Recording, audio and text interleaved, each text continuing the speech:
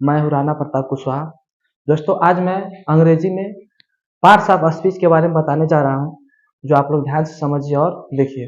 सबसे पहले जानेंगे पार्ट्स ऑफ स्पीच होता क्या है, पार्ट्स ऑफ स्पीच किसे कहते हैं। देखिए, दुनिया में करोड़ों असंख्य बहुत ज़्यादा इंग्लिश वर्ड है, तो इस उस इंग्लिश वर्ड को उसको उसके अनुसार प्रयोग के अनुसार क्या किया गया, 8 भागों में बांटा गया, जिसे ही हम क्या कहते हैं, पार्ट्स ऑफ स्पीच कहते हैं।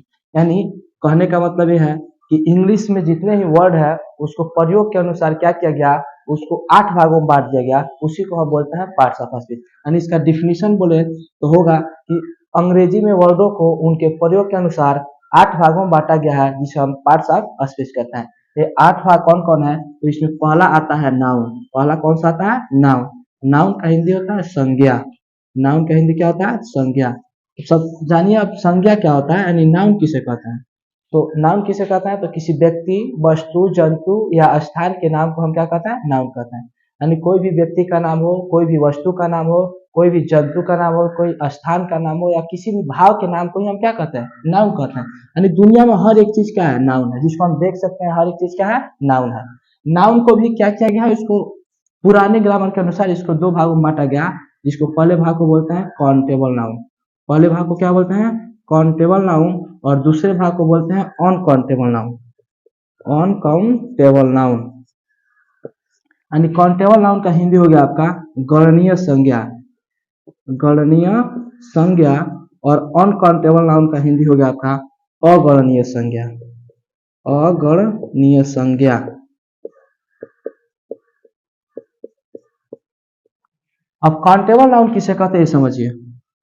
काउंटेबल नाउन होता क्या है, ऐसा नाउन जिसको हम लोग गिन सकते हैं उसे क्या कहता है, काउंटेबल। यानी दुनिया का ऐसा नाउन जिसको हम आसानी से गिन सकते हैं, उस नाउन को हम बोलते हैं काउंटेबल नाउन। यानी उसको काउंटेबल नाउन के कैटेगरी में रखा गया है।